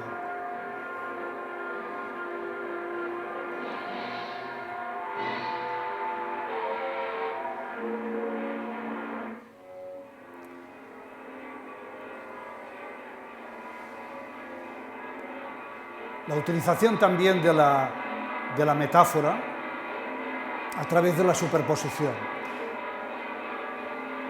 Esta es una de las secuencias más famosas de Octubre, esta de aquí, que es la de los dioses, cómo relativiza la idea de Dios colocando diferentes imágenes de dioses una detrás de otra.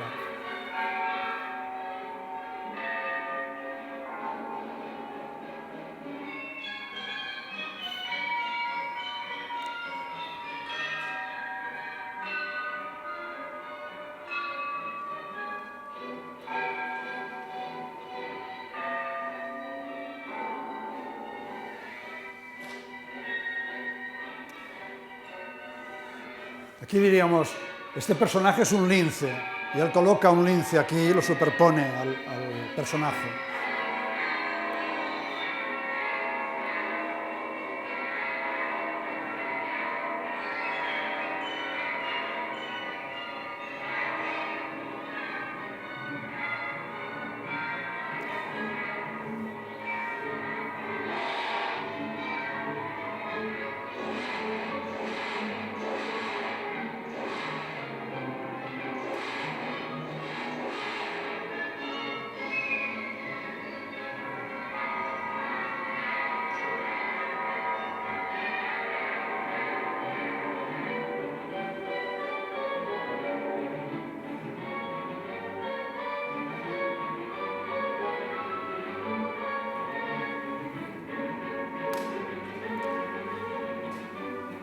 Como lo que estaba haciendo Eisenstein era entrar y salir del realismo, podríamos decir, ¿no? Por un lado, hacía como en un documental, el otro en una ficción, presentar los personajes en unas situaciones, etc. Y de pronto aparecían imágenes que eran de unos objetos, de otros personajes que estaban fuera, en otro lugar, de una superposición para dar esta otra nueva dimensión que el realismo en principio no había contemplado. Por eso digo que había sido bastante criticado, ¿no? Aquí tenemos un ejemplo, aquí tenemos una fotografía que no tiene que ver con Eisenstein, pero que un poco utiliza esta misma forma de hacer las cosas. Claro, uno de los últimos proyectos de Eisenstein fue filmar El Capital de Marx, cual parecía un disparate, porque claro, El Capital de Marx es una obra de economía política, ¿no? La más inmensa, complicada, con cifras, estadísticas, y muchas consideraciones muy interesantes, pero ¿cómo se filma esto? Claro, siempre fue, digamos, una especie de misterio, a pesar de que Eisenstein dejó toda una serie de escritos sobre cómo filmar El Capital, pero no era un guión, por lo tanto no quedaba muy claro cómo pensaba hacerlo.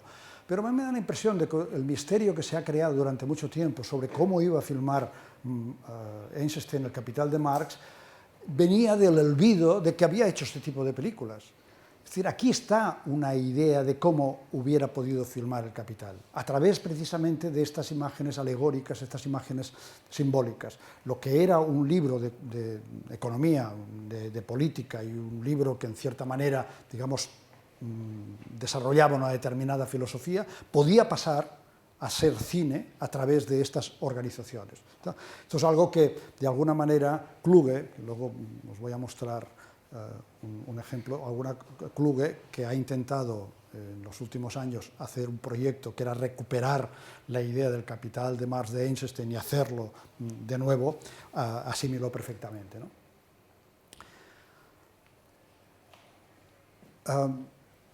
Estos sistemas de superposición de imágenes a mí me parecen muy interesantes. Este es un punto, cuando hablamos de montaje, que por regla general los teóricos dejan muy de lado.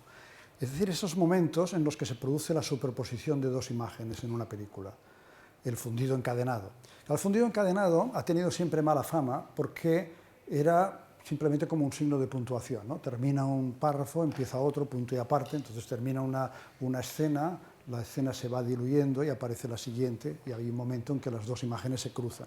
Pero precisamente porque es evanescente no se le ha prestado demasiada atención, pero ese momento de cruce de las dos imágenes es muy interesante, porque lo que se está creando es algo absolutamente distinto a las otras, se está creando una imagen nueva, como veíamos en Eisenstein, cuando expresamente superponía la imagen de un animal al rostro de un personaje. No tiene por qué ser solamente esto, puede ser cualquier cosa. Algunos cineastas, Hitchcock entre ellos, esto lo han aprovechado. Lo que pasa es que prácticamente nadie parece que se haya dado cuenta de la potencia que tiene.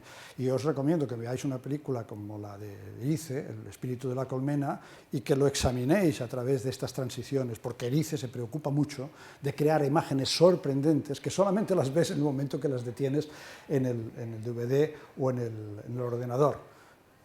Cuando él hizo la película no sé si estaba pensando que podríamos hacer esto algún día, porque evidentemente en el cine no podíamos parar la imagen, pero hay una potencia ya, hay alguien que ha pensado, aquí en este momento se va a crear algo nuevo. Entonces esta superposición yo creo que es un nuevo régimen, ¿no? Es un nuevo régimen de expresión de imágenes que vale la pena tener en cuenta.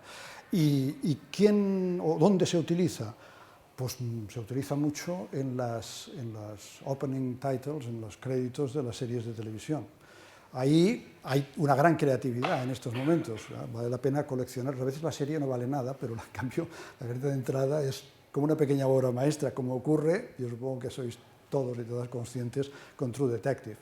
Ya las dos caretas de True Detective son dos maravillas que pasarían por cine vanguardista si no es que estuvieran en televisión. Os estoy pidiendo un ejercicio que yo sé que es difícil, ¿eh? Es decir, que tengáis la capacidad visual y cerebral para poder ver dos imágenes al mismo tiempo en marcha, ¿eh? Que eso es difícil, lo sé, pero bueno, se puede.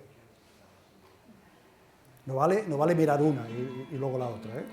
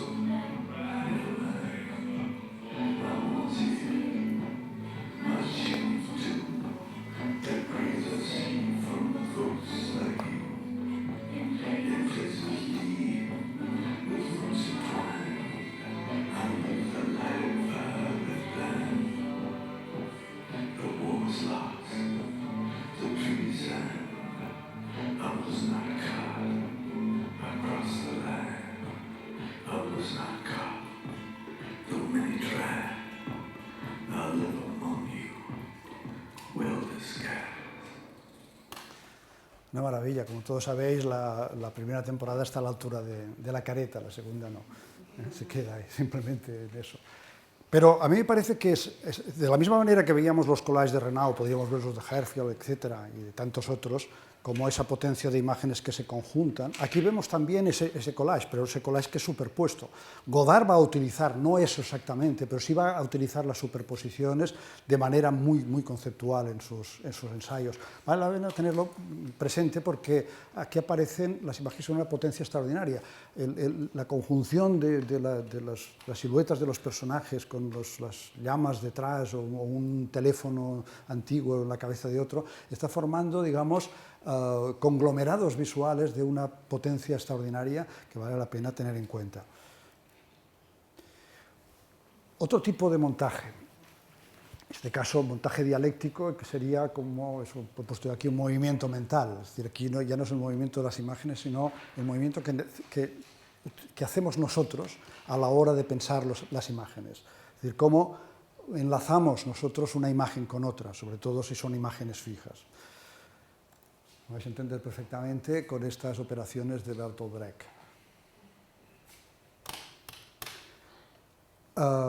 Bertolt Brecht, aparte de sus ensayos sobre teatro y aparte de su labor como dramaturgo, es decir, de productor de obras teatrales y productor también de estas ideas sobre el teatro que renovaban completamente la idea del teatro, pero no solamente la idea del teatro, renovaban completamente también la idea de una relación del espectador con la escena, con el drama teatral, que era una relación nueva, anti-aristotélica, podríamos decir, ¿no? Y que por lo tanto tiene que ver con la perspectiva.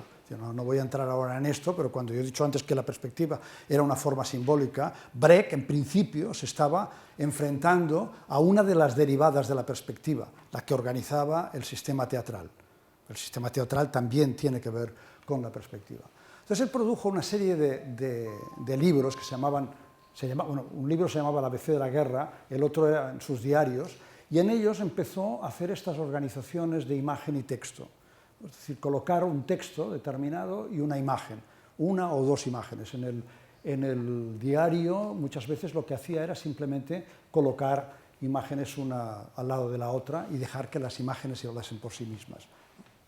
Una imagen del Papa con Hitler, o bueno, el ejército de Hitler haciendo planes, o las fosas de los campos de exterminio. Todo esto, de alguna manera, era una constelación, o sea, una constelación de imágenes que tenía un determinado significado, o sea, que abría una determinada puerta al significado. Y aquí el contraste entre una imagen de algo que estaba ocurriendo en aquel momento y una leyenda, una poesía o una determinada frase, creaba también una puerta al significado, ¿no? Es decir, le hacía pensar, o él creía, o consideraba que haría pensar a las personas que lo vieran. Antes, ahí que he puesto, me he olvidado de hablar de él, un libro que es extraordinario, que es lo mismo hecho por Ernst Jünger, que es un gran escritor alemán, vivió 101 años, me parece, murió hace relativamente poco, por lo tanto es alguien que fue testigo de prácticamente todo el siglo XX y tiene cantidad de novelas y ensayos, pero tiene un par de libros que se titulan El mundo transformado y El instante peligroso, que son conglomerados de fotografías, igual que hacía Bertolt Brecht, ¿no? Colocar fotografías de la época unas al lado de las otras y dejar que ese montaje fotográfico de alguna manera hablase por sí mismo. Hay un antecedente que es interesante conocer entre lo que hacía Brecht aquí y lo que había ocurrido en los años del barroco. En los años del barroco fue muy habitual crear este tipo de configuraciones, que eran también combinaciones de texto e imágenes. En el seno de lo que se podría denominar el neoplatonismo, es decir, las ideas de Platón renovadas, se creó la concepción de que había que saber colocar, digamos, el símbolo de las ideas en las configuraciones pictóricas y también poéticas. Es decir, durante el barroco, sobre todo, los pintores estaban pintando casi siempre símbolos. Es decir, durante la Edad Media los símbolos estaban muy claramente allá, eran símbolos cristianos, ¿no? Eran la vida de Jesús o la Santísima Trinidad o los santos o las vírgenes. En el Renacimiento esto desaparece. No del todo, pero en principio, digamos, sale un nuevo tipo de pintura que es más realista, más de lo que ocurre con las personas, etcétera, etcétera. Pero detrás sigue habiendo un tipo de pintura que vuelve a surgir en el manierismo y en el barroco, que es pintura de símbolos. Ves un cuadro ahora y si no sabes que ese personaje es no sé, Saturno, o que es Atenea, o que es quien sea, lo ves como un conjunto de gente que está reunida, por ejemplo, en el campo. Sin embargo, todos pertenecían a elementos mitológicos, a elementos simbólicos. Para producir estos cuadros, digamos, había que tener un determinado conocimiento de estos símbolos. Y entonces se crearon toda una serie de, podríamos decir, gramática de estos símbolos, que se convertían en libros donde se decía, para representar la ira hay que hacerlo de esta manera, ¿no? Ver una mujer con una espada o lo que sea. Para representar la justicia, pues también una mujer con los ojos tapados, vendados, unas balanzas, etc.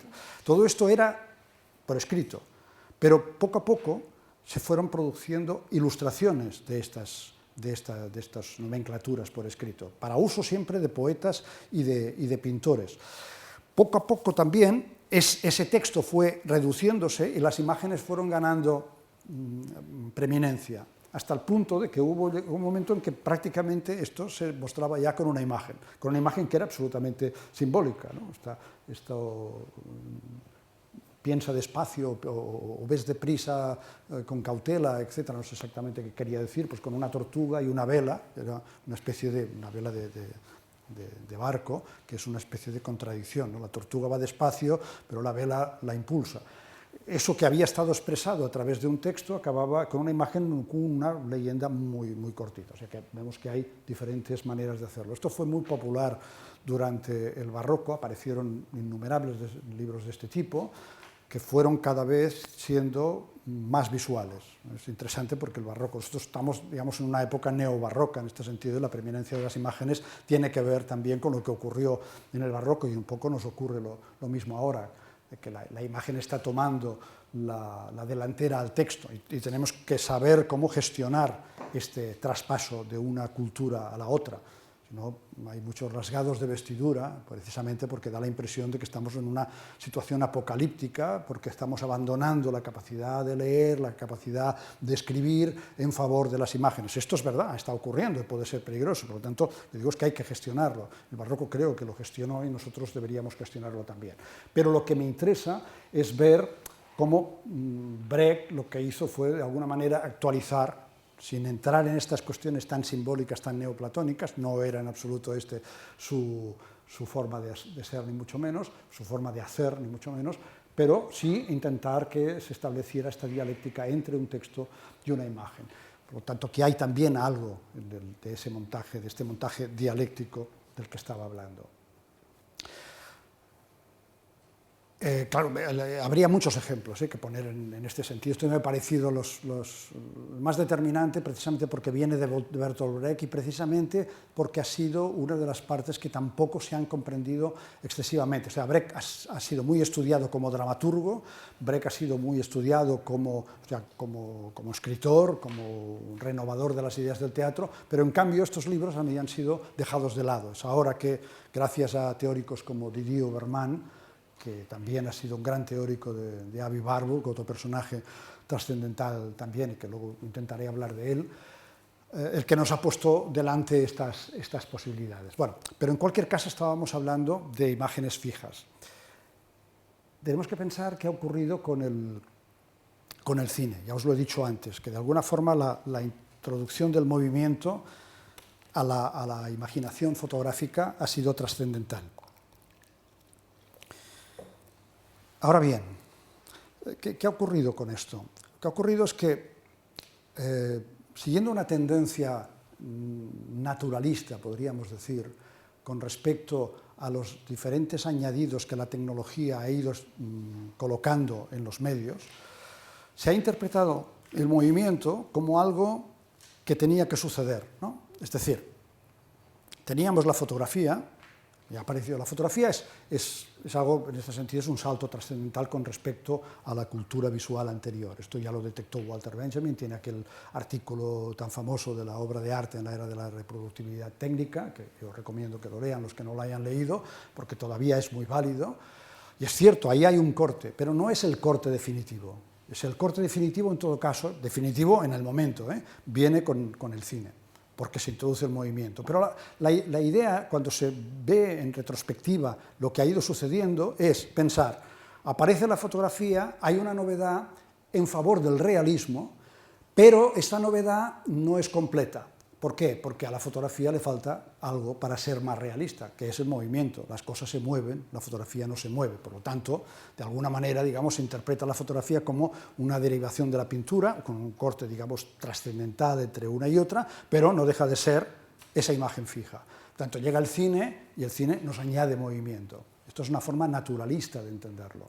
Igual que después se puede pensar, bueno, le falta algo más a esa imagen, le falta el sonido, porque las personas cuando hablan emiten la voz, ¿no? Y las cosas hacen ruido. Entonces, ¿qué ocurre? Bueno, se inventa el cine sonoro, ¿no? Y luego, pues, ¿qué? Le falta color, y le inventamos el color. Y luego, bueno, es que las cosas tienen profundidad, ¿vale? Pondremos las tres dimensiones. Pensándolo de esta manera, siempre lo que vamos haciendo es eliminando el potencial retórico que tiene cada uno de los elementos que penetran en un medio. Eso ya lo dijeron el mismo Einstein, el mismo Pudovkin, René Clair, etcétera, en el momento de traspaso del cine mudo al sonoro. Digamos, protestaron diciendo, vamos a anular el potencial de las imágenes del cine mudo, porque lo vamos a naturalizar, el sonido no va a servir para nada. Tenían razón hasta cierto punto, porque, excepto en un momento de transición en que evidentemente el lenguaje cinematográfico perdió, digamos, entidad, inmediatamente se recuperó. Pero tenían razón, por otro lado, de que si se conjuntaba de forma naturalista las situaciones con el sonido de estas situaciones, lo único que estabas era añadiéndole más verosimilitud, más realismo a esas imágenes, pero no le dabas verdaderamente el potencial que podían tener. Ese potencial, por ejemplo, en el caso del movimiento, sería eso. La fotografía más movimiento implica cine-pensamiento. Lo he dicho antes un poco con respecto a Terence Malick, ¿no? Y cómo esa conjunción de los movimientos de cámara con lo que está ocurriendo ahí delante están elaborando prácticamente conceptos. Es decir, cómo el movimiento acompaña de alguna manera el pensamiento sobre las situaciones y los objetos. Desde luego, si hablamos de pensamiento emocional, es clarísimo. O sea, las emociones, muchas veces en el cine, están dadas a través de este movimiento.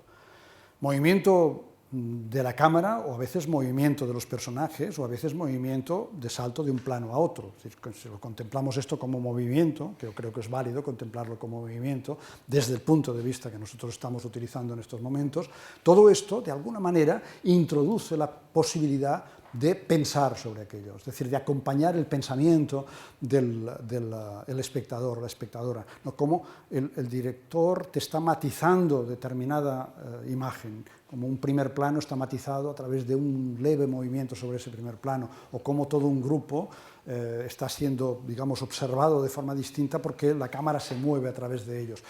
No es solamente esto, o sea, no vamos a confundir que siempre hay un pensamiento allá expreso.